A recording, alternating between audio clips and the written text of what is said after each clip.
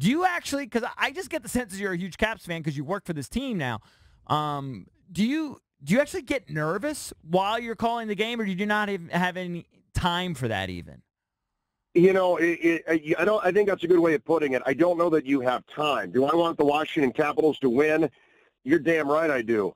Mm-hmm. But as far as I don't know if I can describe it other than saying there's a venting of sorts, because you're always talking, and no matter what's happening, you know, where a fan in the stands may be, you know, rising and falling and cheering and yelling, I'm always venting out. So was I concerned about what I was seeing with some of the chances that Vegas had? Yeah, for sure. I mean, if you James Neal alone, it should have been 1-0 Vegas, and they had a couple of other chances. Not get in their own crisp is what we had seen. And by the way, I don't think it's going to be any different in their building. They're going to bring their best in Game 5 at the beginning, much like they did in Game 4. But I think that this team, for all the thing that's been amazing to me throughout this postseason, when there has been that kind of push from a team and there have been those chances, the bounces have gone Washington's way consistently and throughout. Have we ever been able to say that about a Washington Capitals postseason? I don't think so. Mm-hmm. But it's as if they have saved up 2 decades of good bounces to use all in one postseason, and why not if it gets the job done? Yeah, I mean, you got to be good and lucky, right? Got to have a lot of luck. Oh, yeah, absolutely you do. I mean, you've got to be able to – there are plenty of good teams. How about the Nashville Predators this year? They may have been the best team in the field. Tampa Bay was built to win in the postseason. Tampa didn't get a single bounce in Game 7, I don't think. Yanni Gourde could have easily tied that game in Game 7. He had a puck 3 inches from the line. I still don't know how he didn't put that one in. I mean, there have been moments along the way that have happened that you just start to believe that, you know what, maybe this is actually the Caps' year, because, and last night was just the latest example. James Neal should have scored that goal. To borrow a Vegas term, he was on tilt, I thought, the rest of the game. I mean, he was the guy at the poker table that's just throwing stuff in and just, you know, hitting people and just going crazy and not really focusing on his craft. Yeah, I mean, those are plays, like you said, in years past, Neal scores or whoever that player is. I mean, the fact that he missed that. Oh, yeah. Yeah.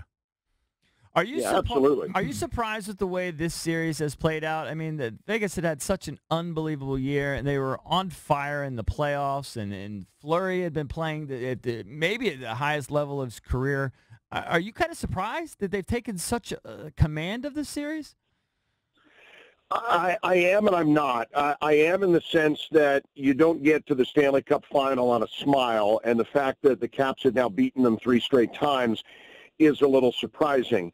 And I mean no disrespect to Vegas by saying this, but they don't have that dominant guy that you turn to. Like a Nashville has that top line with Ryan Johansson, and they've got PK Subban and those dominant guys in the back end. You look at that roster and you go, wow, they got some horses on this team. Tampa Bay, Stamkos and Kucherov on that top line. Vegas just doesn't have that, and it's been okay up till now because they've been deep. They've had like 3 second lines, but they don't have a Kuznetsov. They don't have an Ovechkin. They don't have a John Carlson, for that matter. And they've got the goalie. That's it. But if the goalie's going to give up 16 goals in 4 games, it's not all on Marc-Andre Fleury. But he's still giving up 16 goals in 4 games. That's 4 a game. You're giving up 4 goals a game going into Game 5 of the Stanley Cup Final. You're going to lose. And that's why they're down 3-1. They are a good team. They have a tremendously bright future. They're actually going to get better, guys. I mean, they've got draft picks like crazy. They've got salary cap room. George McPhee is a genius. They have the big guns at the front end, like the Caps do and like other teams do. And for the first time in 100-plus games now for them, that's starting to show a little bit, I think. And, John, when you look at the block shot stats, the Caps are outpacing the Vegas Golden Knights 86-42 through 4 games. So that's a huge advantage for the Caps and helping Holtby, keep that clean sheet throughout the game. Yeah, I mean, they're blind like crazy, and that's all-out commitment, guys. I mean, when you hear the guys in the room talk about, playing as a team and the buy-in defensively, and some of it when you hear it, it sounds a little cliche, but it's absolutely true. I mean, these guys absolutely, to a man, will throw it from, I mean, Alex Ovechkin throwing his body in front of shots. We've seen Kuznetsov doing it at times throughout this postseason. Everybody on the defensive end has committed to that. And, you know, I don't know how much money Michael Kempny has made this postseason, but rest assured it's a ton. This guy isn't even making $1 million. He was done in Chicago. He might have been done in the NHL. What a move to get him in February. Where would the Caps be without him? They wouldn't be in this position, I'll tell you that, because he's logged so many minutes back there and has just developed that chemistry with John Carlson. There are going to be a million feel-good stories to talk about if the Capitals get one more win and how they got here. Kempney's a good one. Smith-Pelly's a good one. I mean, you just go right down the list. We'll wait on those for now, but it's that commitment from everybody that's willing to throw their body in front of it to sacrifice for the greater good.